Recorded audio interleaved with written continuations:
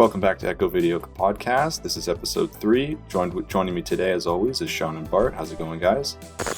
Doing pretty good. How are you? Pretty good. Shawn, how's it going? Yeah, I'm good. Excellent. All right, guys. So just before we get started into today's episode, I just kind of wanted to bring forth some news about a recent trailer that dropped that I saw, and I just feel like it was so groundbreaking and revolutionary that I needed to talk about it. And that's the film Willy's Wonderland.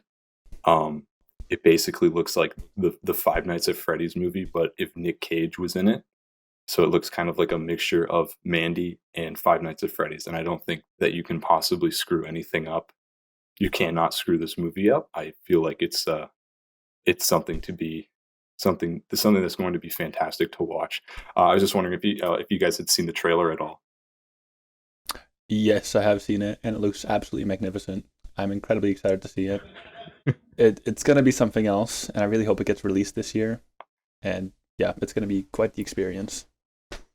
Yeah, for sure. Shawn, what about you? What have you seen the trailer? Or? Yeah. I mean, it looks like I don't know how that could not be successful. It's obviously going to be the biggest film, probably the last decade at least. Easily. Yeah, for sure. And just going off what you were saying, Bart, I think it's coming on demand, so I think it's coming right to streaming. It's not going to theaters, so I think it will be released. And yeah, I just thought it would be kind of fun to bring that up today, and just because it was released pretty recently, the trailer. So I just wanted whoever hasn't seen it to go check it out, because it definitely looks really interesting and really fun. And again, just before we move on, did you guys have any trailers, any gaming trailers, any movie trailers that you might want to let anybody know that they might have missed out on? Not so much trailers, but Ubisoft is making an open world Star Wars game. It's pretty cool. Bethesda's making Indiana Jones. I think those are like the big two gaming highlights, at least. And I'm very excited for those. Mm-hmm. For sure. They did have the Resident Evil showcase the other day. Yep. I did see that. Which is pretty cool. Yeah. Looks fantastic. A little weird too, though. They kind of showed like some of the pre-order bonuses and things, and it looks like they have like max difficulty limited to pre-order. If you want to play at the max difficulty, you have to pre-order it, which is strange. And also, there's something listed as save device for a pre-order thing. Yeah. So hopefully you can save the game without pre-order. I don't know what that is, but just going off of the game. Just going off of past Resident Evil games, from what I remember, is that you only got like so many certain items to save. So like the ink ribbon, and you could save at certain typewriters, and there's only a certain amount of them in the game. So maybe it's just something that allows you to save at any point in the game. Mm-hmm. That's my guess. That's not confirmed or anything. That's just my prediction, just going off of previous games. And yeah, the last two you said there, Bart, with the Indiana Jones games and the Star Wars games, pretty much like nothing to really go off of other than that they were announced, which is always good, though. Like, now we know that those are for sure going to happen, and we are going to see those in the future. So some stuff to look forward to for this year and next year. Hopefully we get some more in June when E3 comes around, but definitely some stuff to look forward to. Other than that, I think we're good to move on to our topic today, and that's guilty pleasure movies. So guilty pleasure movies are just movies that are bad, but we love to watch anyways, or maybe movies that didn't get great reviews at first, but we still love to watch them anyways, and we find something enjoyable about them to watch. And so I'm going to start us off. So the film I'm going to talk about today is The Great Outdoors. That's from 1998, directed by Howard Duche. I think I'm most likely pronouncing that wrong. The reason why I love this film so much, I'm not sure if you guys have had the chance to see it or not, but basically, my favorite portion of this film is just John Candy. He really steals the show in the whole time he's in it. I think whatever John Candy's in, he kind of steals the show, and it's just kind of like a lighthearted, fun family movie. There's really nothing offensive about it. There's no super inappropriate jokes. There's not a lot of tasteless humor. It's just kind of a fun family movie. It's almost like a dad movie, like a dad joke of a movie. It's dumb fun. You got some dumb kind of boring jokes, but I mean, they can get a chuckle out of me from now and again. And I think it is a good movie to watch, especially if you're looking for family movies to watch. Have you guys seen the film at all? Or what are your thoughts on it if you have? I've seen it. It's fantastic. Any kind of movie that's like a John Candy movie. It's usually never like an amazing movie by any means. Usually you look at like critic reviews and it's struggling to get above 20% on Rotten Tomatoes, but they are really enjoyable films. So they might not be perfect, but they're great. Yeah, for sure. And this movie has quite possibly one of my favorite scenes in any movie, and that's the bear scene when he's telling the story about the bear. I think honestly that's like, if you're gonna watch the movie and you're gonna pick one scene, that's the scene to watch. Like it's the most like, it's so well directed and so well, like John Candy manages to be terrifying and funny at the same time when he's telling the story, and living out in kind of that kind of area in the world where it is that kind of environment with bears and stuff. I've heard stories like this before, so it just kind of reminded me of when I was a kid and stuff. And I thought it was just for that, I think it's a fantastic film to watch, and it's like I said, it's a great family film. So you guys have anything else to say on the film, or I agree with your thought on that scene. It is very well directed. It really builds up like your expectation of seeing the bear towards the end of the movie. Bit spoilery, I guess, but it's the great outdoors. The movie's been out for like 30 years too, so if you haven't seen it, you're... but like, because it happens fairly early in the movie when that happens. Like they go over that scene, and it takes quite a while before they have a lot of different like conflicts throughout the movie. But even the one that the bear is a part of at the end, it starts off without having the bear involved for probably most of it.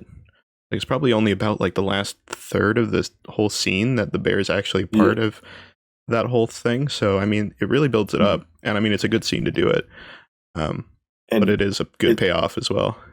It almost makes it kind of funnier too, because when you're watching the movie, there's like, you kind of feel like there is an element of him lying about the story, and it's just something he was telling just as a joke. And there even is a scene where he's reassuring his son where it was just a story.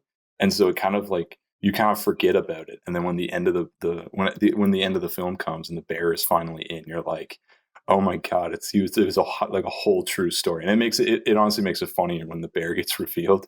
And it is a totally fun film. And I think it's you'd be kind of wrong to judge it on reviews alone. I think you have to watch it to kind of experience it. It's not going to be for everybody, but it is definitely a fun watch, I would say.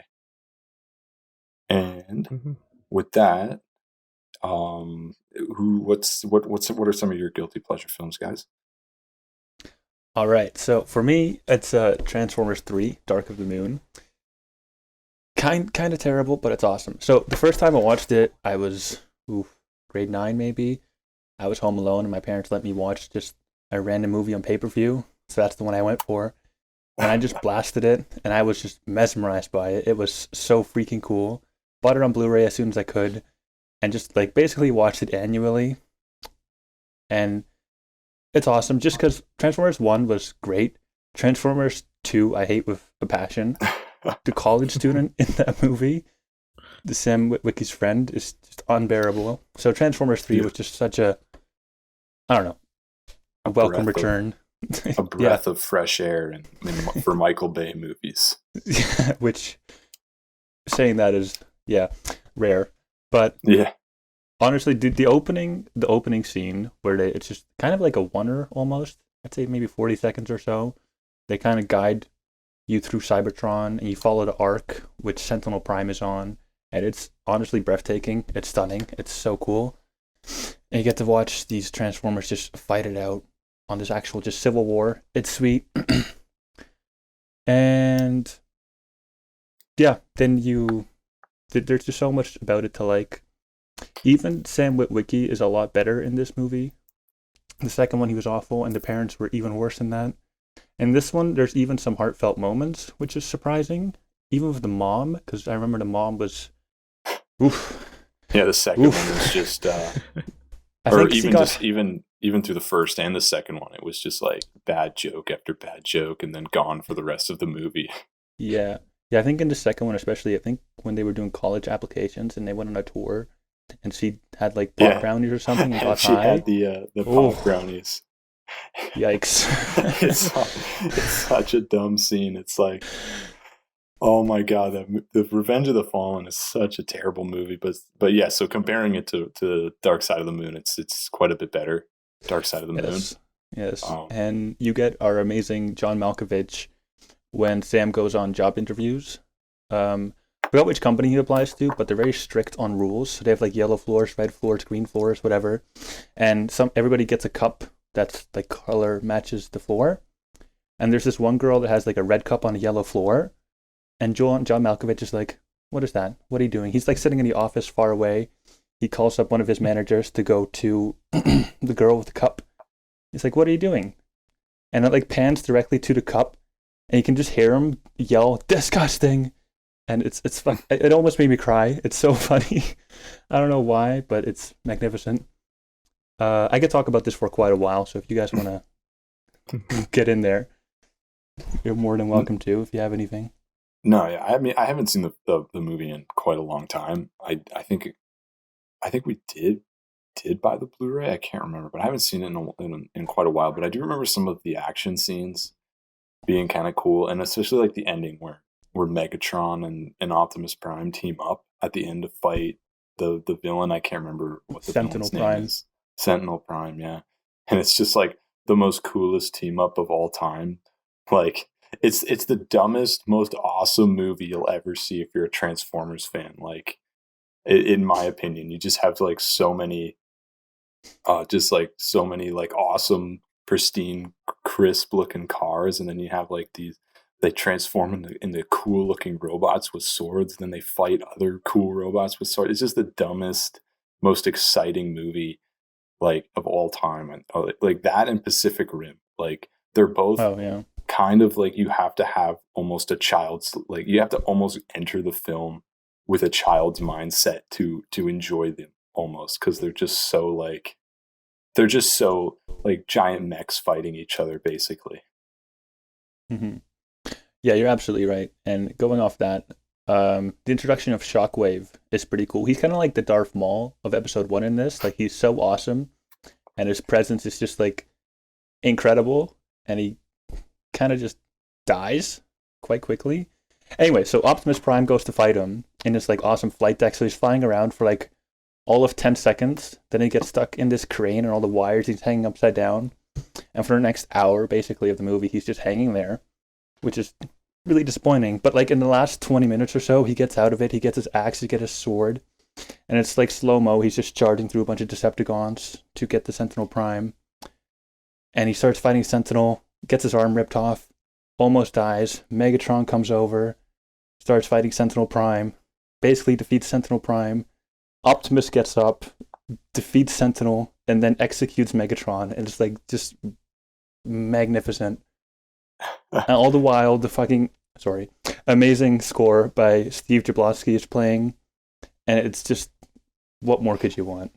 Yeah, I find like a lot of Transformers has really great music. Even the original 80s like movie had some great music. I mean, there were super 80s songs, but like even the games had awesome music. Both movies had awesome music. I just find that Transformers tends to have really, really good music for some reason. Just an observation I made while watching a lot of Transformers as a kid and as an adult as well. Mm-hmm. Sorry, Sean. Sean, did you have anything you wanted to add about Transformers? Well, just you talking about the music. I actually remember going out of my way when the first film came out to get the soundtrack for that, because I did really enjoy the music for that. In terms of Transformers 3, I have the same thing as you, Hunter. I haven't seen it in forever. I know for a fact that the only time I saw it was when it did come out. But I always remember that it was towards the start. I don't know. They were fighting in a warehouse or something like that. And I just remember some sort of, and God, you forgive me on the different kinds of bots it was. I don't know who it was. It was some wormy kind of one at the start. Shockwave. Oh, was it Shockwave? Okay, I wasn't quite sure. I didn't want to say if I was wrong. But yeah, I just remember like watching that scene and always feeling like it had a really good sense of scale. I don't know why. I just remember everything feeling massive, and I feel like some of the later Transformers films, it kind of had a lack of that for me, at least. So that scene in particular, I remember just for everything feeling really, really large, and I always thought that scene was really cool. Sorry, Hunter, did you want to go, or did you have anything to say? I'm good for Transformers. If you have anything you want to kind of throw on last minute there, Bart. Just one little thing. You were talking about the fight with Shockwave in Chernobyl and like in Ukraine, and it's just funny. Michael Bay, I don't know, it's kind of a trend. Anything outside of America, like states, it'll be the exact state you're in, the exact city you're in, but as soon as you're outside of America, it's just usually the Middle East, and it'll just say that at the bottom of the screen, and it always just cracks me up because he's so patriotic about America, and then anything else is just the Middle East. Yeah. All right, Sean. What are some of your guilty pleasure movies that you brought today? Well, I'll start off with one just because it's the first thing I think about when I think of a guilty pleasure movie, at least for me, which is Charlie and the Chocolate Factory, which is, and to be more specific, that's Tim Burton's version that was released later, not the original with Gene Wilder. That's just a film that I've watched so many times when I was younger. And I don't know why. I was just like addicted to it for some reason. I guess it just had that like Tim Burton feel to it throughout the whole thing, and I was just like addicted to that.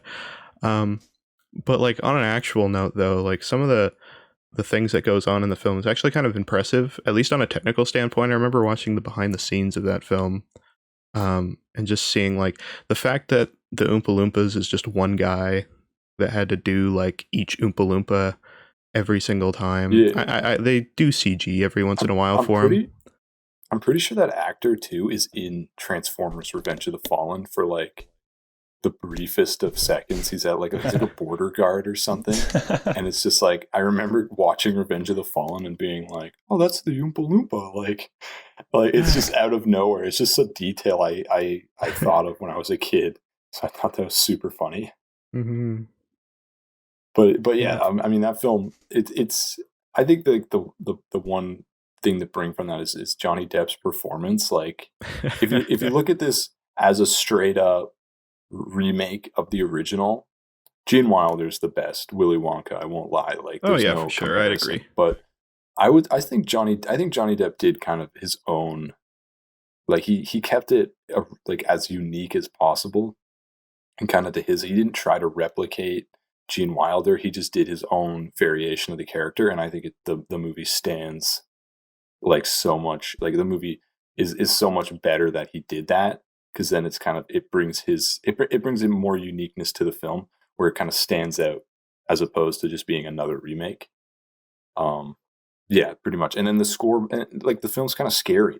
Like I mean, the original was scary too with the tunnel scene, but I remember this one being so much more disturbing. Like the Danny Elfman score in the beginning, when you're going down this like opening credit scene, it's horrifying. I remember as a kid watching that. It's like the score is super loud and super uncomfortable, and you have like this pool of chocolate going by and like a candy factory, if I remember correctly, and it's like it's terrifying. I don't know why I was so scared of that as a kid. I was like, I need to leave the theater. I was like, I was so scared of that as a kid. I don't know why. And then it has like a start that almost is like some sort of sci-fi robot movie that's going to be like, you know, robots are taking over the world. You have all these different machines that are just putting together one chocolate bar. It's like it's very unnecessary, but yeah, I could totally see being scared of that. I would imagine I probably was the first time I saw it. That, and I remember the scene when they're just going into the factory and there's like a puppet show, and then all the puppets burst into flames, and then it's like, oh, that's uncomfortable. And then later on, you see like a doll hospital, and you see all the burnt, disgusting, like horrific monsters of dolls lying on like the hospital bed, and it's like, yeah, I didn't need to see that. Nobody needed to see that ever. Yeah, man. there's a lot of like really exaggerated things, which I mean is something you get from Tim Burton films in general, but like just the fact that there's like these giant, completely different. The fact they have a mountain that is made of chocolate that they harvest the chocolate from. Like, what is that? Why do they need to do that? Mountain or something. Yeah, exactly. It's like, oh my god. That and Christopher Lee. How are we not talking about Christopher Lee? He's in the movie. He's like a dentist. Yep. And it's like the most terrifying Christopher Lee role. Like, he's just like so menacing and scary the whole movie, talking about teeth and stuff. It's like, oh my god. Mm-hmm. It reminds me of the Thomas the Tank Engine movie, Thomas and the Magic Railroad, and they had they had like an Oscar, like Academy Award winner actor in the movie, and he's just taking the role so seriously. Like, just this one, like that movie in itself, that's the whole reason to watch the movie, is this actor taking a role in Thomas the Tank Engine so seriously. Like, it's just so uncomfortable, but it's so funny to watch. Like, you'll have like this scene about Thomas, like it's just a goofy movie. I haven't seen it in decades. I just remember that one part with this one actor who's like fixing up a train or something in his spare time, and he's just giving like 110% of his acting into this role for a stupid kids movie that no one remembers. But yeah, it's just an insane movie. So anyways, going back to Charlie and the Chocolate Factory, was there anything else, Bart, that you wanted to add there? Yeah, I was just going to quickly go in and just say the character of Willy Wonka, like especially portrayed by Johnny Depp, kind of scary, actually. His smile always gave me like a Joker-esque, I don't know. It was unsettling. Like Joker. It's almost like the Joker and Ronald McDonald of Willy Wonka. It's like... Yeah, it's just uncomfortable, and like his like sporadic movements sometimes, and like Johnny Depp, you can tell he really like embodies the character of Willy Wonka. Mm-hmm. But honestly, it can be really unsettling sometimes, like a lot of the rest of the movie. But I guess that's your Tim Burton trademark. But oof.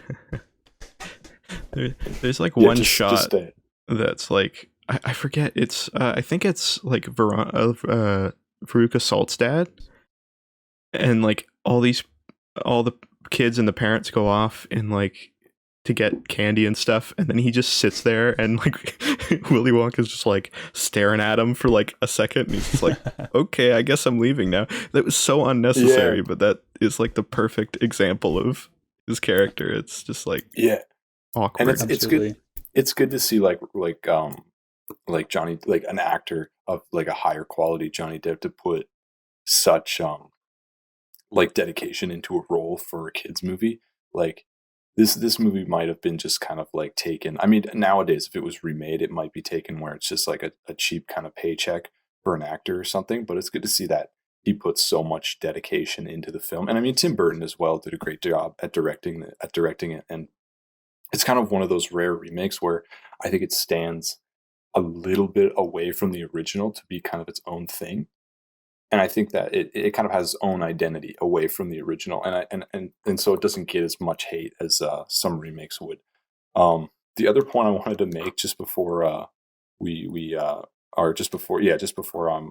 run out of stuff to say about the movie is did you guys play the PS2 game for Charlie and the Chocolate Factory? There's a PlayStation 2 game for this movie. Yep. Yeah, you played it? Yeah. Oh my god, it's an experience. I remember I stole it from my friend's house because I was like, why not, right? PS2, Charlie and the Chocolate Factory, let's go. And then I just remember I couldn't catch the golden ticket on the sled, and I just never played it again. So that level's so awful. Just like the camera and like the jankiness of the controls too. It was very stiff. That's what I remember from that. It's just being like, oh my god, please move. Oh yeah. It was a weird game. Man, yeah, it was a weird game, and just kind of like a weird why it got made, I don't know. Yeah. So yeah, moving on. Unless you guys have any other things to say about Charlie and the Chocolate Factory, or no, all right, that's all for me. Yep. Excellent. All right, so moving on. My next movie I want to talk about is Tammy and the T-Rex, and that came out in 1994. It was directed by Stuart Raphael, I think. I'm probably pronouncing that wrong as well. 1994, Paul Walker's first movie, and it is a gem. Without this movie, we might not have had the Fast and the Furious series.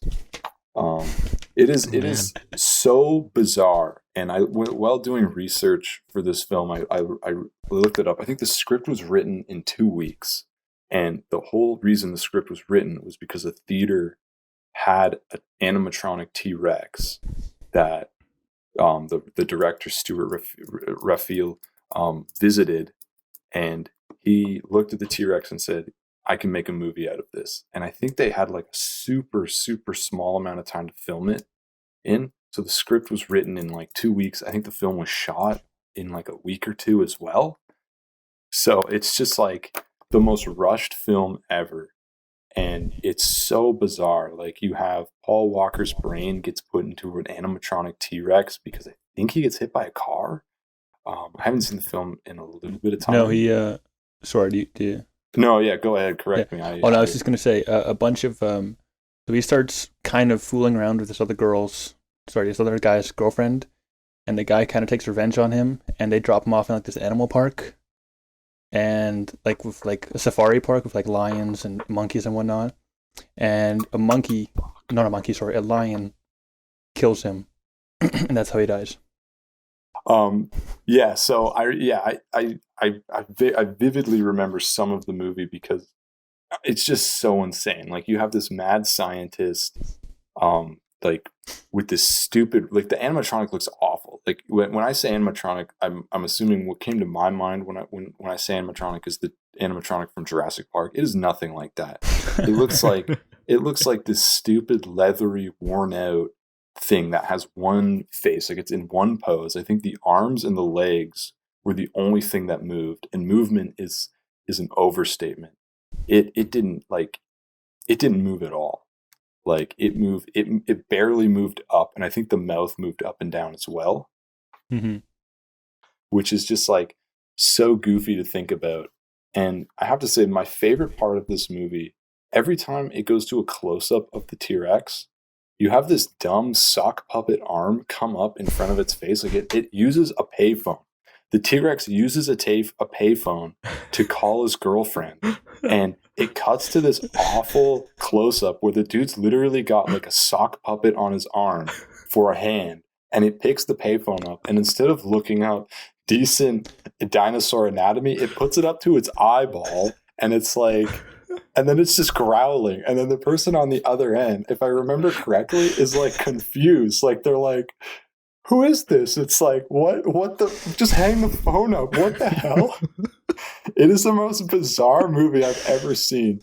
But if that doesn't sell the movie on its own of just being that, like, because, like, I mean, I'm laughing my ass off describing this movie. It's so dumb, but it's so funny. It is the single greatest thing I've ever seen, and it's just absurd, beginning to end. So sorry, I know you saw the film, Bart. What were some thoughts you had on it? Going off what you just said with the sock puppet, there's this other scene where he finally reunites with his girlfriend, Denise Richards, whose character name I don't know, but that's okay. And she's like sitting on a rooftop, and he's like standing, but his face reaches the rooftop. It might be Tammy. Her name might be Tammy. You were absolutely right. Tammy the T-Rex. There's a fair chance it might be Tammy. You know what? It might just be Tammy. All right, we'll go with Tammy for now. I don't know. It might be wrong. That's a fair bet. We might be wrong. We might be wrong, but I'm thinking it's Tammy. Yeah. You're absolutely right. Okay, so they start making out, and like the same kind of thing. Like his hand reaches all the way up to his mouth to like grab her face, and they start like making out.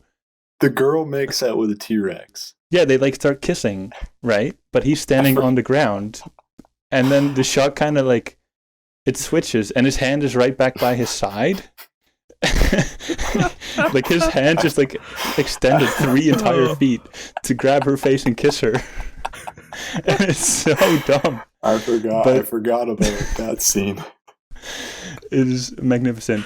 The other part, beside Paul Walker as the T-Rex, Theo Fawcett, I believe, is a beauty in this movie. There's this scene, so I think there's this high school party, and Paul Walker as the T-Rex tries to go to the party to try and win back Tammy, or like explain to her what's going on. But he's a T-Rex, so obviously, he terrorizes the entire party. But when he gets to Theo's character, Theo like kind of stumbles and falls back, and he like awkwardly picks him up with his like two hands and lifts him back up on his feet and like pats him on the head, and then he turns around and goes elsewhere, and it's so bizarre. It is such a bizarre movie. Like, yeah, it's just so weird, like beginning to end, and like, yeah, like you said, it's just the part with the close-ups with the arm just kill me every time. I don't know why.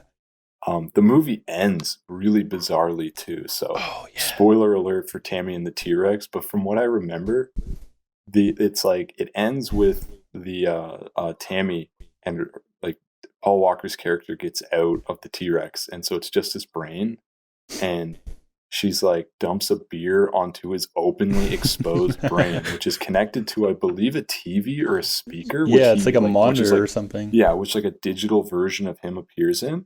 And she dumps a beer onto the brain, and then he's like, "Oh man, that's awesome!" And then she starts like stripping for him, and then the movie ends. Like that is legitimately how the movie ends. It's like a 2-minute stripping scene, though. Like it goes on for a while, and then it just ends for an uncomfortable amount of time on the scene, and it's just she gets so into like stupid. Just her bra and panties, and she's like dancing around, but just for an uncomfortable amount of time. It's so funny. And he's like, "Oh yeah," and then I'm quite sure that Paul's character just like finishes, and like the computer starts like sparking and the water starts bubbling, and it's so strange. It totally does. It 100% that happens. So I mean that's mainly all the stuff I wanted to talk about this film. Sean, did you have anything? Have you seen Tammy and T-Rex? I have not. I've seen memes of it plenty of times online, but I have not actually watched it. But my God, I want to. It's a treat. It sounds amazing. It is 100% worth it. And then just kind of a like last little fun fact I read while I was looking up the film. I know that in certain shots you can see smoke, like black smoke, and I think I do remember seeing some scenes, but that's because the film was shot so rushed that there was a fire where the director had to like there was an actual fire where fire department was needed, and the director just didn't have enough time to reshoot, so he just shot with like literal giant smoking flames in the background of some scenes, and it's like, oh my God, like how did he not get best director? I don't know. It is such a treat to watch. Like I was laughing beginning to end. Like it's such a dumb movie, but it's so funny. And like the first shot of the T-Rex, like you'd think they save it. No, it's like the dumbest thing. Like it's honestly held up. It's like it's animatronics generous again. It's literally like a pipe frame, a welded pipe frame with a tarp, with a T-Rex looking tarp flung over it. It's so dumb looking. And it's so funny. It makes it even funnier when you watch it, honestly. Mm-hmm. If you don't mind, one tiny last thing. The scientist's assistant, the one who puts Paul Walker's brain in the T-Rex, at all times, she has the biggest cleavage, and it's shot in a way that her cleavage makes up her character. Like at times, you can barely see her face because it's just she wears the most strange dresses, and after every like achievement or so, they start like passionately making out. It's just so weird. I feel like I had to add that. No, yeah, it's fair enough. It was important. All right, Sean. Me and Bart have been talking for a while. What's your other guilty pleasure film you brought today? I got Mr. Bean's Holiday. Yep. It's it's kind of funny because like Mr. Bean, like obviously, just the show itself is fantastic. And Mr. Bean's Holiday, I'm not saying it's a bad film either. I don't know what it gets for reviews critically, but it's actually really, really good in my opinion, just because it's got the Mr. Bean humor, but it also has like a good story around it as well. And also the Willem Dafoe stuff is amazing as well. Like the amount of times I've seen clips of that online, just because the amount of like stills you can take for that for images that are hilarious, just little clips from it that are hilarious out of context is amazing. Yeah, like I don't know what to say specifically about it, but it's a film that I just every once in a while I'll see it again in like my list of movies that I have, and I'll be like, "Yep, I gotta watch it. I gotta watch that movie." That's very fair. Mm-hmm. What one specific scene? Sorry, if you don't mind, I was gonna when he so he's on his vacation and he stumbles onto the movie set, and it's like this war movie, and he's like hiding underneath this carriage or so. Kind of, he thinks he's in like a genuine war for a while. It's a yogurt commercial from what I remember. That's what I was gonna say. It's such an intense war, and this tank comes in and blows this building up, and he tries to rescue this girl, and it's a commercial for Fruzy yogurt. Yeah, I think like just mentioning Mr. Bean. I think both movies, like Bean the movie and then Bean's Holiday, are both kind of guilty pleasures of mine. I mean, I think the first one's Bean the movie is more, I guess, Americanized. Like it's less of the Mr. Bean humor, I would say, but it's still totally worth it. Like just to kind of go on that movie, the scene where he's in the airport and he's pretending he has a gun is the funniest thing. I laugh every time I watch that scene. And then there's the other scene at the end when he takes a photo of like this biker from like a biker gang, and he flips him off, and then he thinks it's like what the cool guys do.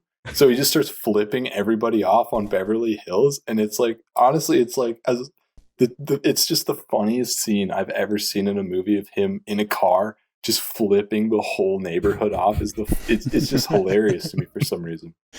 And yeah, like you said, like Willem Dafoe is in, like that right there should sell you. Willem Dafoe is in a Mr. Bean movie, like, and he's like a director. And the best part is when they're at the film festival for his film, and like he's like, Willem Dafoe is like so engrossed in his own movie, but then you just see it's like a constant shot of him walking up upstairs or down an escalator or something, and it's just like inner monologue, and you can't actually see the movie, but I kind of want to know what happens in that movie because it's literally just him walking down a staircase for like what seems like 20 minutes. It's the funniest thing ever. Like it's so good. It's such a good movie, man. It's so funny. I love the credits, like that just says like written by, I forget his character name, but it's just like he's written by him, it's directed by him, produced by him. It's like it's not edited by him, I don't think, but it's like, oh, it's advised or something by, like anything is written in a way that it's his name on it instead of anybody else's, and it's hilarious. It's like and then he cuts the one woman scene out of the movie, like, and it's like the worst cut ever. It's like he walks up, he says hello, like it's the starting of a sentence, and then it's just a hard cut to him walking away, and they're just like, he cut my scene, and it's like, oh my god. Carson Clay is Willem Dafoe's. Yes, Carson Clay. Oh, what a name. That's a good one. Yep. The part that always cracks me up is when he starts hitchhiking because he lost the transfer ticket on his bus, and his bike gets run over by a tank. Don't know why, but it does. Anyway, so he gets trapped in like this little outhouse, and you can just see like cars passing by, and like a bus stops directly outside of the outhouse, and he's like, damn. So he starts like Flintstoning it, like kicks his feet through the outhouse and lifts himself up and starts walking onto the road, and this massive semi-truck just destroys the outhouse. And then like it's kind of off screen, you just see like a still of the shot of this of the road, but you just see all like the wood splintering and whatnot, and the next shot is just him like casually walking out of it, like, you know, refreshed, even though he just got hit by like a semi-truck. And then there's So like funny. the guy on the moped that takes like half an hour to get to him. Yes. And then he gets like, and it's like when the guy shows up, it's literally just Jamie Hyneman from Mythbusters. Like it looks 100% like the Jamie Hyneman from Mythbusters. It's so funny. And then he tries to steal it. Like he hops on the front and he's like getting away, and the dude's just casually walking after him and then just pushes him off and drives away on it. It's like, it's so funny. One last thing I want to say about the movie set scene is like after he gets caught being under the carriage, there's like, oh, that's an extra, so they put him in like a uniform, and it's straight up a Nazi uniform with like the Imperial Eagle on the side, and he starts like marching and like kind of hiling but not quite, and it's just so funny. He gets his legs stuck on like the clothes rack. He raises it like, too high. He gets like there's like an uncomfortable amount of people trying to get his leg off too. Like it's so funny.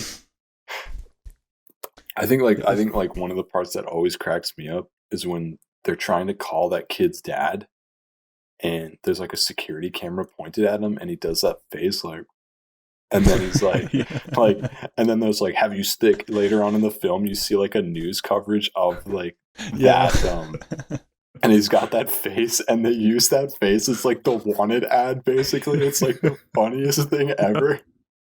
It's so dumb. Oh man, that film, incredible. Such a good movie. Such a good movie. All right, any last notes? Any last things to say on Bean's Holiday? I recommend you watch it, but that's everything I have to say. I think that tank scene that was brought up of him going over his bike or whatever, I believe that's actually a reference to the one episode where his car gets run over by a tank. Yeah. Totally. No, that's he has bad luck when it comes to tanks. Yeah, like, it's such a dumb movie, man, but it's so funny. Yeah, it's such a good movie. And the part where he's in the seafood restaurant when he's like eating that shrimp or something, and he's like just straight up eating it, shells and all, and it's like, he's oh eating my lobster God. Like that. Let's just start with the back and funny. Not do anything about it. Let's just eat the whole lobster. Yeah, just the crunch sounds. And it's just so awkward. So awkward. All right, Bart. What's the second film you brought today? The second guilty pleasure film you brought. So this beauty is Anaconda from, I think, 1993 or 97. One of those. That's okay though.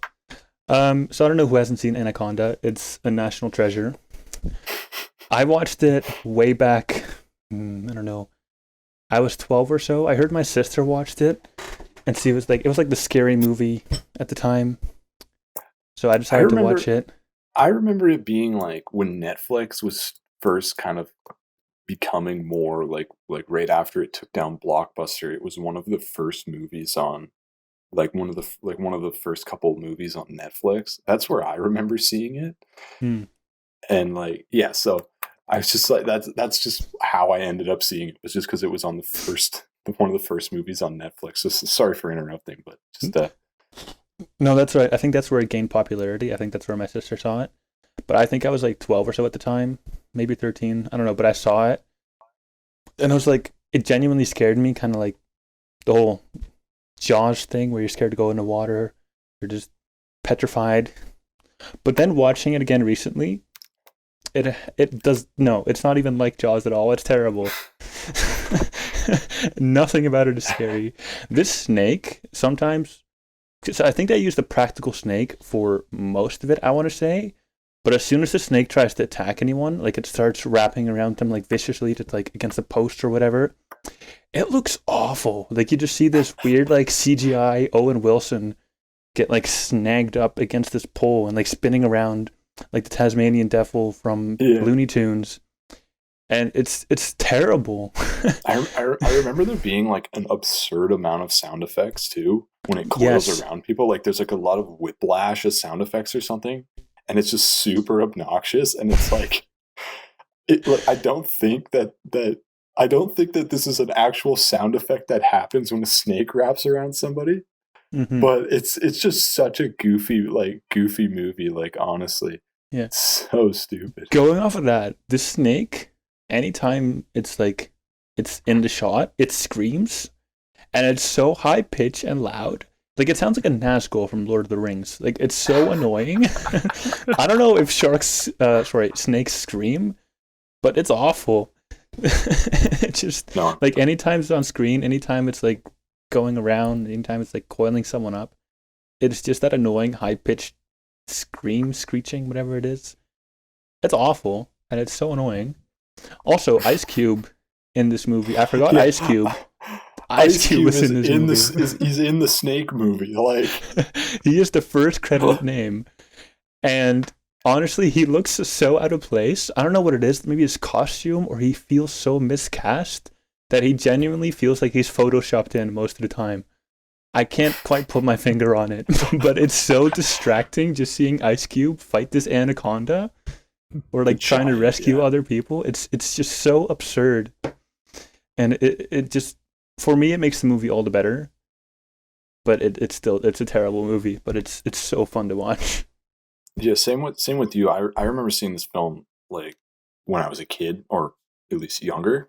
I remember it, just watching it on Netflix, and it's just such a goofy movie. Like, I remember the scene that was kind of scary was when it does like that shot from underneath the water of the snake swimming, and you see that dude's like kind of face in the stomach of the snake. I remember that kind of scared me. But other than that, it was just like the dumbest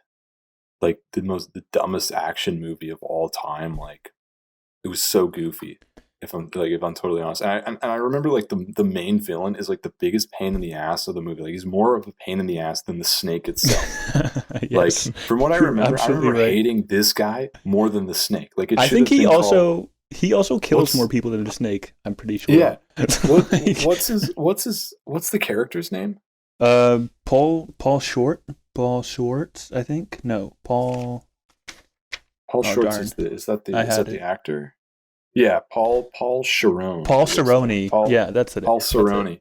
Like, the movie should have been called Paul Cerrone with giant snake in the movie. Like, it's the snake just happens to be there. Like, yeah, the snake literally happens to be there. And then I remember the dude finally dies. The snake finally eats him. And you're like, finally, now it's a snake movie. And then right at the final battle, the snake regurgitates the dude. And he's like right in front of the woman. And then he winks.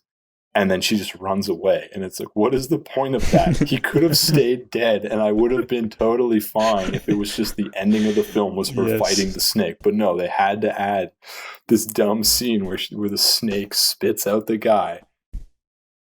But no, I just remember, like the Paul Cerrone was like the worst dude ever, and then there just happened to be a giant snake for most of the movie. That greasy That's like the one ponytail. part I remember of it. Yes. Oh yeah, it's so funny. There's two other things I want to say, but Sean, do you have anything you want to add? Have you seen it yourself? I haven't. No. I'm aware of it, but just like barely. But oh my god, just the way you guys are describing it, it sounds like it's kind of all over the place. It took me quite a while to find it, to be able to watch it. I had to go to like 4 different streaming sites. I thought it was on Prime. It wasn't. Yeah, that's right. And like everyone's like video unavailable, so I had to go to like the depths of the internet to try and find it. So if you want to watch it, either buy it or good luck. Allow your laptop to get a couple of viruses. Yeah. It's tricky. But one other thing, or two other things I want to talk about. So Eric Schultz's character, when he goes into the water because the propeller gets stuck on some seaweed or whatever, and he says like, the only thing I'm afraid about is the Katarua Q, and he explains it, and it's like this fish that allegedly, I don't know if it's true or not, goes up into your urethra and then expands and lets its spikes out in your urethra so you can't let it out. That is the scariest part of the movie, hands down. God. It should have just been called Katarua Q. I believe that's real. A real animal. I'm not 100% sure, but I think it's like it swims up your pee stream. So if you pee in like these swamps, it's just a guarantee. But I'm pretty sure that's a real animal. I'm pretty sure. That I'm sounds not 100, but incredibly unfortunate. And then Ice Cube's like, you gotta cut it out. oh yeah, how do you get it out? You just rip it out. It's like Oof. And also the second thing, the score, it's like do do do do do do do do do, and then it kind of goes off into its own thing. But the only thing I can think of is when I hear that score, it's like hold me, it's so easy to love me, and I don't know, it just it just kind of like almost ruins the movie for me because the first like couple like notes or so, it's the exact same as that. And just given that the anaconda like coils around you and like holds you, it just gives the movie like it just elevates it that much more. just makes the movie that much better. Yeah. Just when you thought it couldn't be much like that much more of a masterpiece, you were wrong. All right, just before we move on, any last notes on Anaconda? I think that's it for me. Yeah, I think that's it for me. So yeah, going from my last film, which was a Stuart Raphael film, I'm going to go to another Stuart Raphael film, which is Mac and Me, which is quite honestly a movie I watched by sheer coincidence. I never really ever planned to see this movie, and I just happened to see that they were selling a Blu-ray of it at the video store, and I needed it, so I bought it and I watched it, and it is quite honestly the funniest movie I've ever seen. Like it's 100% an ET ripoff. Like there's no ifs, ands, or buts about that. And the other part about this film is that there's a straight up like a 10-minute McDonald's advertisement. There's product placement in this film just the whole way through. Like the aliens drink Coca-Cola. That's their main source of nutrition. They drink Coca-Cola, and then I think they feed it Skittles at one point. And it's like just awful, the product placement, but it's so funny. And there was like one of the original ads for the movie has Ronald McDonald like, hey, this was my first movie.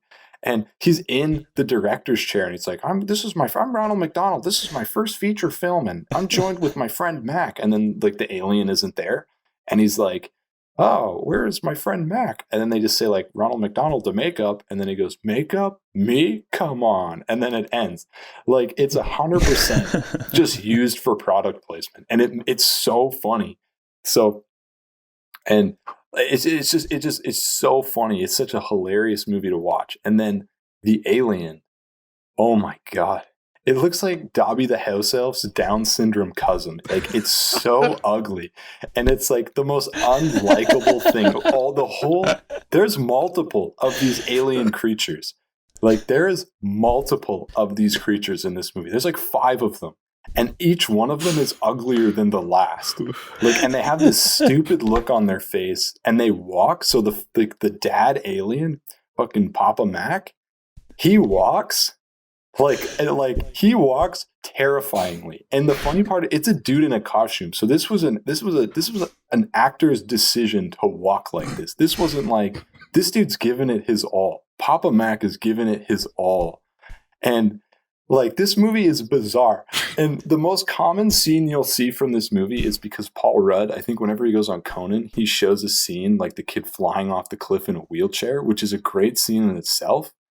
But if you're going to judge the movie by just saying this scene is the best scene, you are missing out, because right after that part of the movie, every scene after it gets more and more bizarre. These aliens rob a fucking grocery store, and then one of them has a gun, and then there's an explosion. The kid dies. The lead kid in a wheelchair dies, and then the aliens have to resurrect him from the dead. And it's just clearly, and they whistle, and it's this uncomfortable whistle. And it is such a funny movie. Like it's so dumb, and you can't like. It's like the hardest I've laughed at a movie I've ever done in my life. Like it's so funny.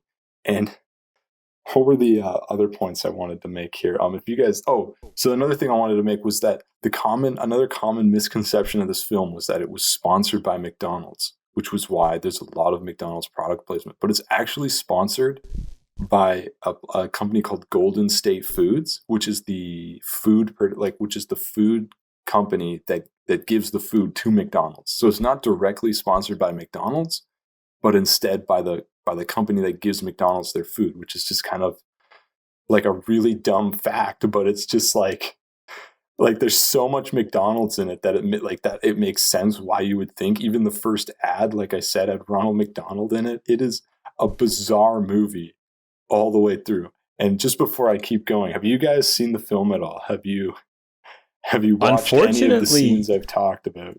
Unfortunately not, but it sounds like I am missing out on a national treasure here. I will definitely go watch it immediately after this. I've seen a screenshot of it, of Mac, and I think you're absolutely right about its description. It looks awful. It looks like melted plastic. So I will definitely go watch it, but it sounds like I'm missing out. So how about you, Sean? Have you seen it? It's weird because I know I've watched part of it, but I don't think I watched the whole thing, and I don't know why. Probably something that's going on, but I know I watched like the first bit of it. So whenever I think about it, I just think of McDonald's. That's the only thing I really think about. Yeah, like anytime somebody says that movie, I think about that commercial. Yep. But yeah, there's like to talk about every great scene in this movie is honestly impossible, because every scene after it is somehow funnier than the last one.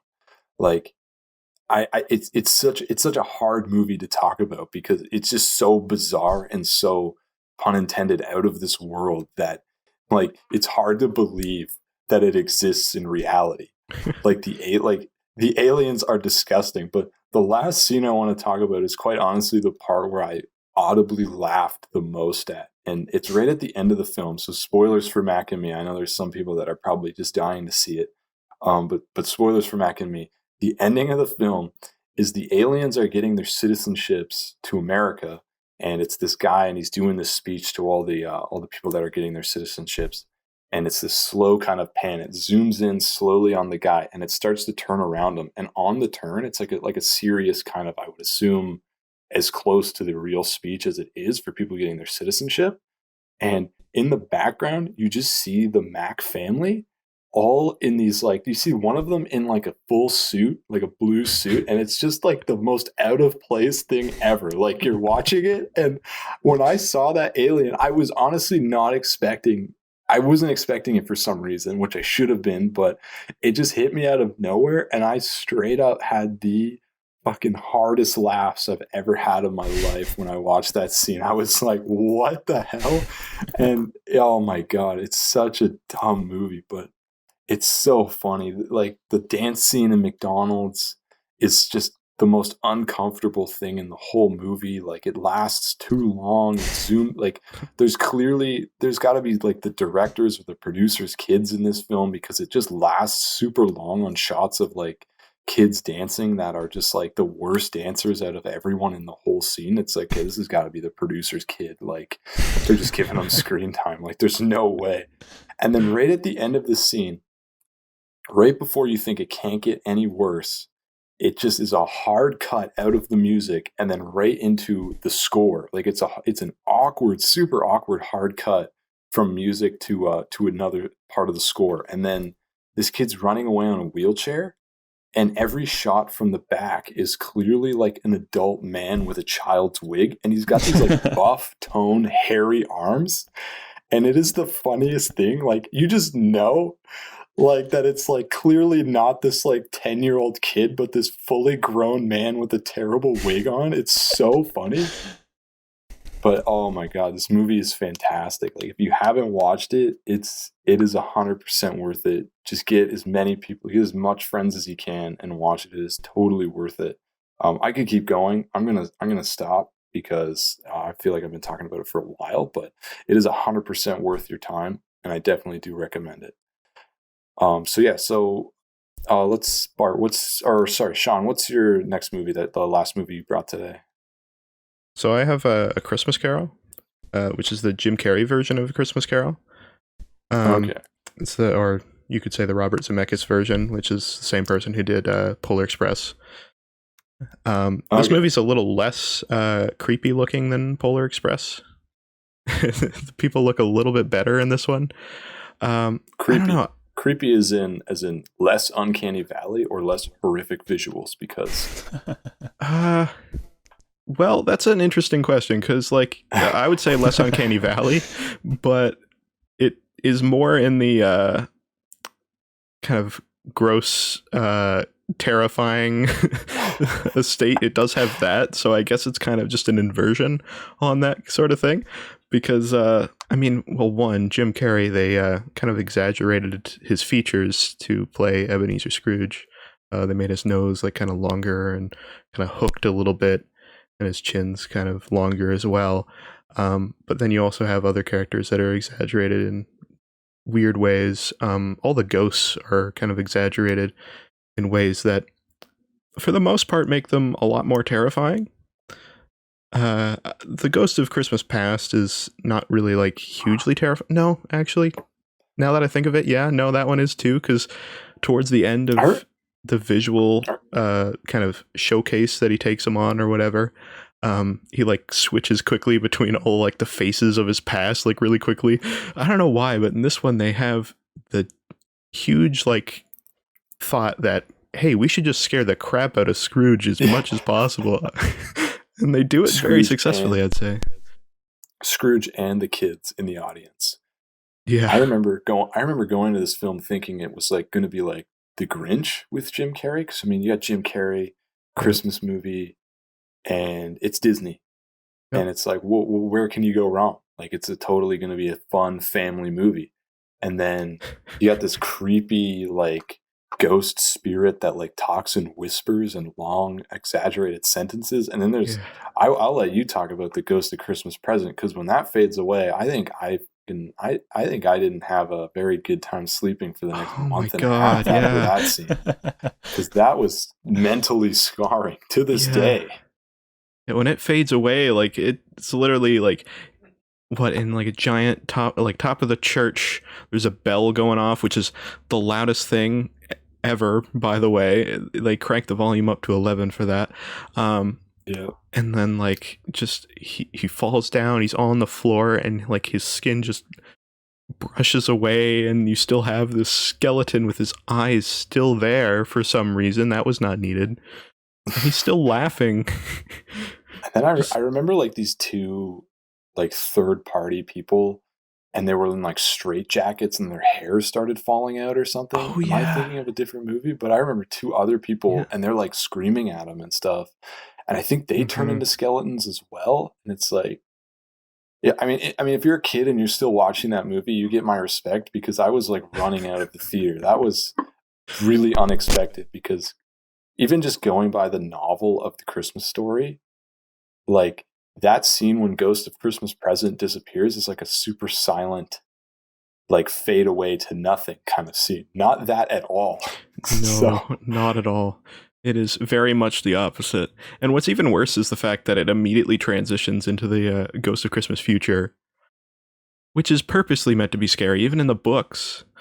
So it's like, let's go from something way over the top into something even more over the top. Luckily, they start off pretty tame, but it has that same build-up. It just gets to the point where he's being real creepy. Yeah, and honestly, being chased by like giant demon horses most of the time too, I guess, is not really that amazing or that calming. It's a pretty intense film, I have to say. What about you, Bart? What are your thoughts? Have you seen it, or what are your thoughts on the film? Ooh, I have seen it quite a while ago. So when I first moved here, my parents were kind of like dead set on us, like obviously learning English, and they started like showing us comedy movies, and Jim Carrey and Robin Williams were like the go-tos. So I think I saw or have seen every single Robin Williams movie and every single Jim Carrey movie. So I saw this one, and my mom has like this weird hatred towards animated movies. So she didn't realize this was animated. So the entire movie, she was like quite convinced that that was actually Jim Carrey with some like really impressive prosthetics, I guess, which was quite funny looking back at it. Yeah, I don't have a crazy amount to say about this movie because I haven't seen it in quite some time. But one thing I do remember is when Donald Trump got elected, there's like this meme going around of the faces of Scrooge like right beside Donald Trump, and they were like basically equal, like identical. And that was quite funny. I don't know if any of you guys saw that, but outside of the most of Christmas Carol I've seen since I watched it was that. But yeah, a weirdly scary movie. Like almost uncomfortably scary. Like it's like you see the Disney logo and you think, oh, this is going to be like Muppets Christmas Carol or Mickey's Christmas Carol, which is like, you know, like, and you think it's going to be a kids movie, and then you go into the theater and that scene, just again going back to that scene with the Ghost of Christmas Present fading away, and it's just the most uncomfortable thing I've like honestly could rival some of the scariest horror movies I've seen. Like it catches you completely off guard, because especially if you've read the books or seen these previous versions of the story, most of the time Ghost of Christmas Present just kind of fades away, and then this happens, and it's like, oh my god, I'm gonna need a spare pair of pants. Like, it's fucking terrifying. It's an uncomfortable movie, but I mean if you're a fan of horror, and if you're a fan of Christmas Carol, yeah, I definitely see where you're coming from, Sean. It's definitely a fairly decent movie. Yeah, somehow a Disney movie. That still surprises me every time. Somehow a Disney movie. I think I find myself too watching this movie kind of for like a similar reason as watching like Nightmare Before Christmas. Because it's kind of like that. I mean, Nightmare Before Christmas is still less scary than that somehow.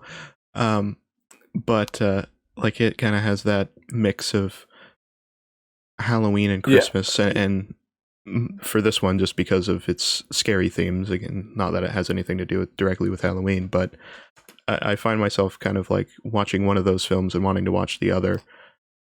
They have a similar feel. Sure. There's an intriguing. Sorry to interrupt you, but there's an intriguing darkness to the film.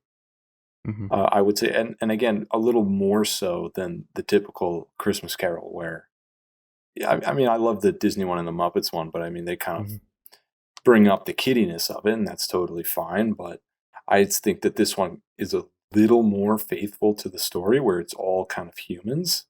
And I would definitely say it's a fairly decent movie. I think it's cool with Christmas Carol that there's so many different versions of it too. You can really kind of pick what you want, because there's so many. So just off the top of my head, what's kind of everyone's favorite version of the Christmas Carol? Just a random question that just came to me. What's everyone's favorite version? Well, I mean, mine's kind of obvious. Fair. I don't know. I don't think I'd be able to distinguish. Like, I don't think I've seen too many to be able to be like, all right, that one. Fair. I'm not sure. How about you? I have to say Flintstones and the Muppets Christmas Carol. Yeah. Those are I love the music in the Muppets Christmas Carol, but I just love the Flintstones so much. And the fact that why are they celebrating a holiday before the birth of Jesus? That part just makes me laugh the whole time I'm watching it. But yeah. I mean, both fantastic versions. What about you, Sean, other than the one, the Robert Zemeckis one? Yeah, I mean, I love Muppets Christmas Carol as well.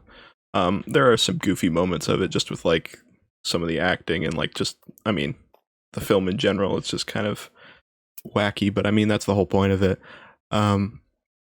Yeah, that's like, you know, considering that the Jim Carrey one is very horror based and that one's very kind of joyful for the most part. It's a very different kind of thing. So I could find myself honestly watching both of those through the Christmas season and getting a very different experience out of both of them. No, I didn't do that this year, but I'm pretty sure I did that last year. All right. Moving on. Bart, what's your last guilty pleasure film? My last one, and I'm sure you can talk about me of this one. It's Congo, the monkey classic, the Jurassic Park 2 with monkeys. So I was introduced to this movie by the one and only Nostalgia Critic on YouTube. Absolute legend. God bless. Amen. So there's a couple things about this movie that are just quite beautiful. A lot of them for me, actually, you know, the very first scene, I think you can talk about with me about this one, is Bruce Campbell and like the very first attack. Bruce Campbell is in this movie for about 3 minutes. I don't know why. And then he just gets immediately killed off. It's like you ruined the only part, like the second best part of the movie, in my opinion. Like, come on. Within seconds, yeah. But I remember when I watched that, so I think when I saw the Nostalgia Critic movie, I was kind of like reminded that I watched it way back then, and I was like, oh crap, that's that movie. But the scene where Bruce Campbell kind of gets attacked and his buddy goes into the cave and a monkey kills him, I'm assuming, and like throws the eyeball back at him, that scene like genuinely scared me. So I think that's when I stopped watching. But then when I watched the video, I was like, oh, okay, it's that movie. But yeah, like when he just throws like this eyeball at him, it's like, oof. It's such a weird movie because just again doing some research on the film, the book, like even the production of this film went through quite a few directors. Like I believe the original author, I think, is the guy that wrote Jurassic Park, and he really wanted real gorillas. And then once he was told he can't have real gorillas, he immediately dropped out of the film. And they tried to get Steven Spielberg on it. They tried to get a couple other big name directors. And once they all said no, they finally passed it off to the director. I can't remember who directed it, but they just passed it off to him, and then he directed it, and then that's how the movie ended up getting made.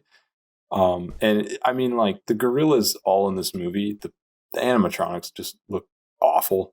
Like especially Amy and then the silverback gorillas, just because I mean, seeing actual footage of real gorillas, it's fake. I'll give them credit where the silver gorillas come in, the scary kind of monster gorillas. They're a little bit more believable, only because they're almost like an animal that doesn't exist. But once you get to the real animals, it does become really obvious that they're fake, and it's almost comical. But and like you said, it's just this film is basically Jurassic Park but worse and with monkeys. So there's a scene where the character of Eric Hudson, whose character name I don't know, and Laura Lindsay are like walking through the jungle. Sorry, I think it's isn't it Ernie Hudson? Oh yeah, what did I say? I said Eric. Yeah, it's my bad. It's Ernie. Yeah, Ernie Hudson. My bad. Yeah, they're like walking through the jungle, and he's like talking to her, and it's like the Mizuno, like the tribe they're looking for, have several levels of dead.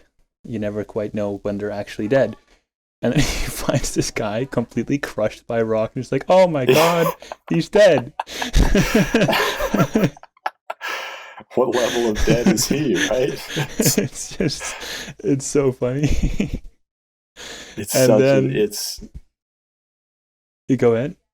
Oh yeah, I remember they're looking for like it's almost like a movie that might have real science in it. Like I remember they're talking through satellite and stuff, and then all of a sudden there's a laser gun for no reason. Like there's literally no reason other than maybe two scenes. There's a laser gun, and they're like, and it's like what do they need this for? Like, why do they need this? It's so out of place, but it's so funny.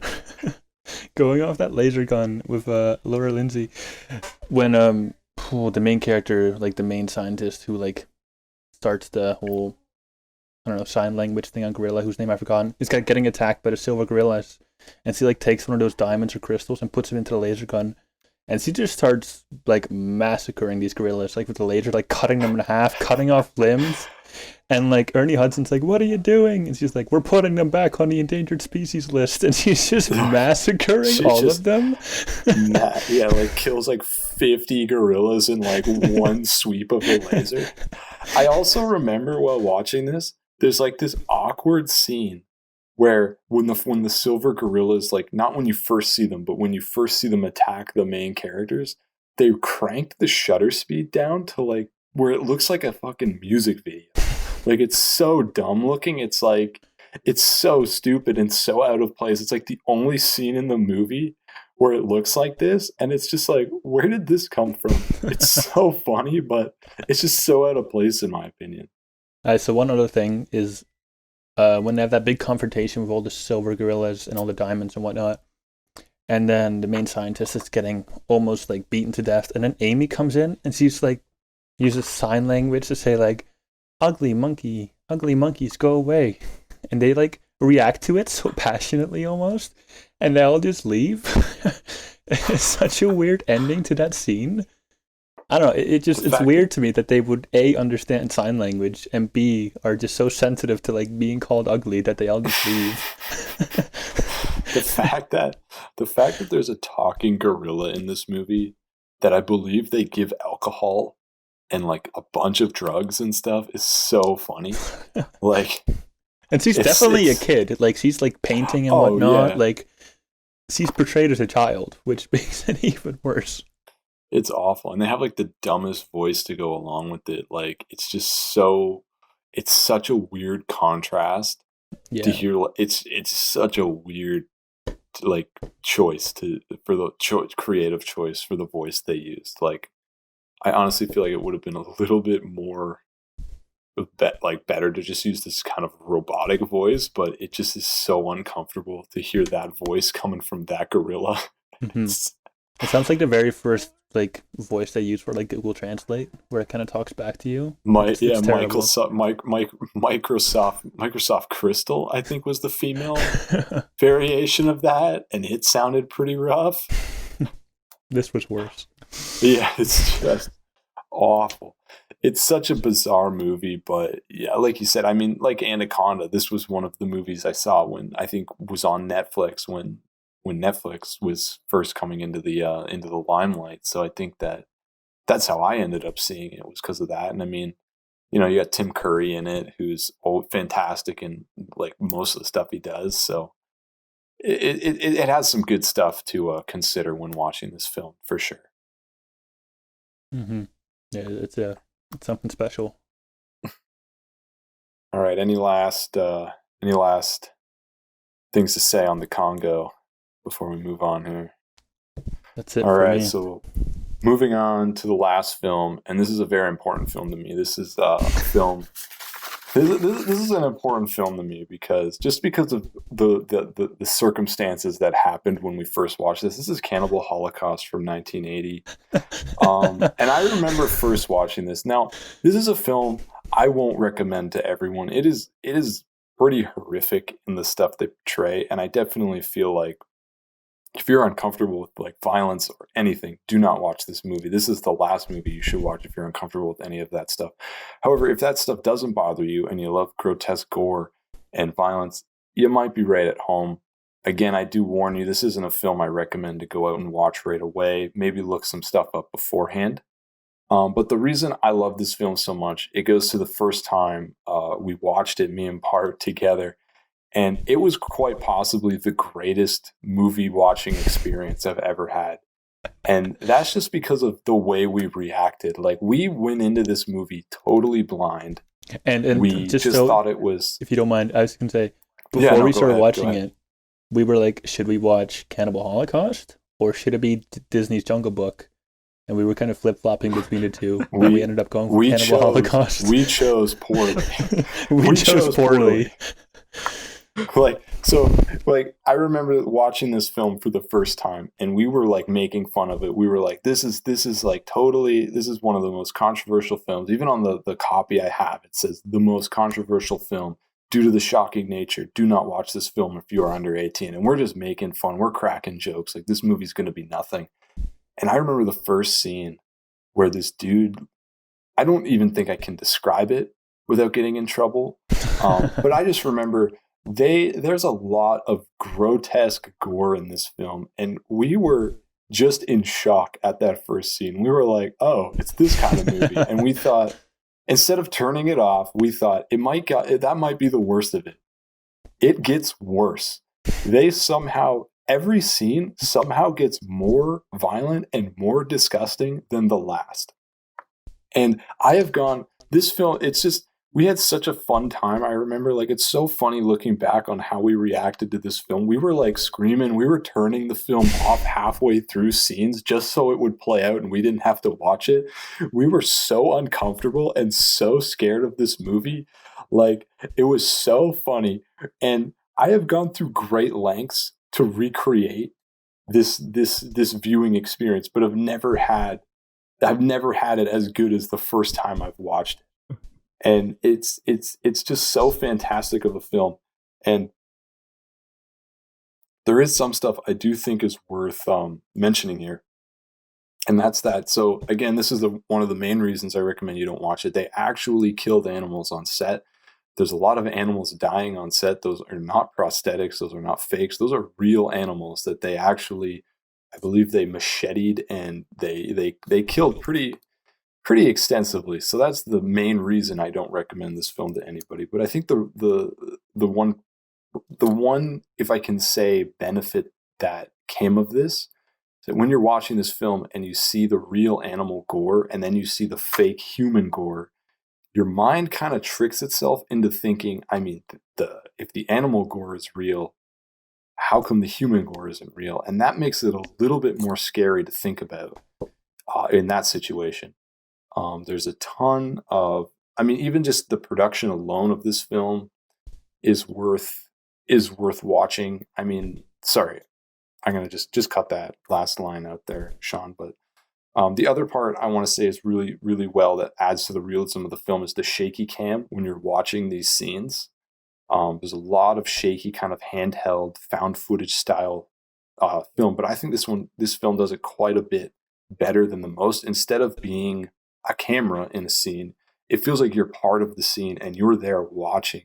You're there like with the actors on set watching what's going down. And I think that's 100% a benefit to the film and what the director was capable of doing. That alone, I mean, if you're a fan of horror and stuff, then that alone should be reason enough to watch it. The last kind of thing I want to say is that just the behind the scenes of this film is so unbelievably intense that it's worth a movie on its own. Just some notes I'm going to say was that basically actors dropped out because of the controversial nature of the film.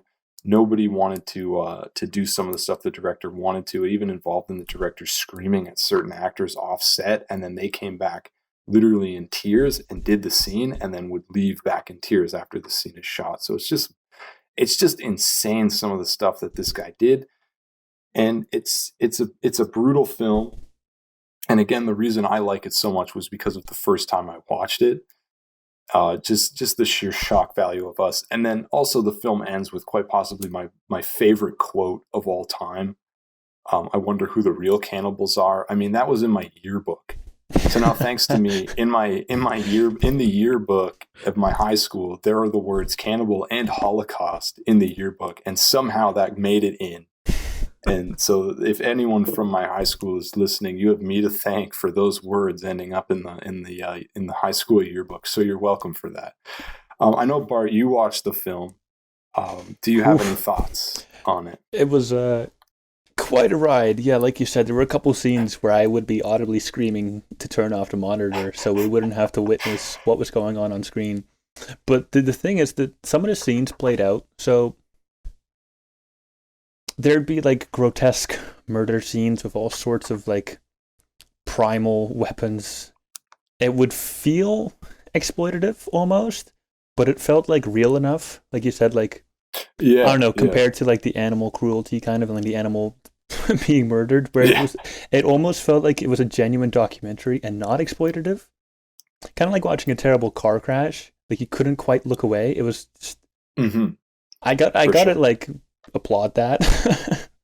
And then again, the score is quite haunting. I know Hunter and we both listened to it quite a bit afterwards, and the score is so peaceful and so quite mesmerizing that it just goes in like complete contrast to the things depicted in the movie. But it's a beautiful score. But it was quite the it was quite something. No, yeah, it was and just to kind of the director was actually, just to kind of, I'll prove the point that the movie does go a little bit too far, is that the director was actually arrested and fined because the government actually believed that he murdered some of his actors on set. That's how good the effects are. And he actually had to go into court and show how he did the effect in order to be proven innocent. I mean, no human being has actually died on the set of this film, but it is a bit much to watch, especially if it's kind of your first intro to horror films. I do not recommend this film to a lot of people. So that's basically my main point. I mean, I love this film mainly because of the what the director was willing to do for his art. I mean, I don't necessarily agree with what he did. I respect of how far he was willing to go. And I just honestly, overall, I just love the experience I had when I first watched this film. An experience that's honestly I've never been able to replicate with any movie just with any movie that I've ever watched. So that's why this film is one of my quite honestly, one of my favorite movies of all time, as also one of my favorite guilty pleasures of all time. Sean, if you don't mind me asking, just I don't think you've seen it, have you? No, God, no. No, okay. So just hearing us talk about it, what is your impression? Would you go see it? I don't. Oh man, I mean, it's one of those weird things where it's like, God, I'm curious, but also I know I shouldn't. It's like sin almost. I've been told from people that I've shown that I overhype the film quite a bit, and that it's not as bad as people tend to find it. I've been told, but I mean, I still don't recommend it. But if you go by that knowledge, maybe you'll be a little more comforted. But I definitely still don't recommend this film to anybody that is uncomfortable with that kind of stuff. There's not only a bunch of gore, there's quite a bit of rape in it as well. So I definitely don't recommend it to anybody that's uncomfortable with that stuff. Other than that, that's kind of concludes my sayings on this film. Did you guys have any final concluding thoughts to not just Cannibal Holocaust, but to any of the films we talked about today? That's it for me. I think it's quite the movie to leave it off of. So I think I've said everything I want to say.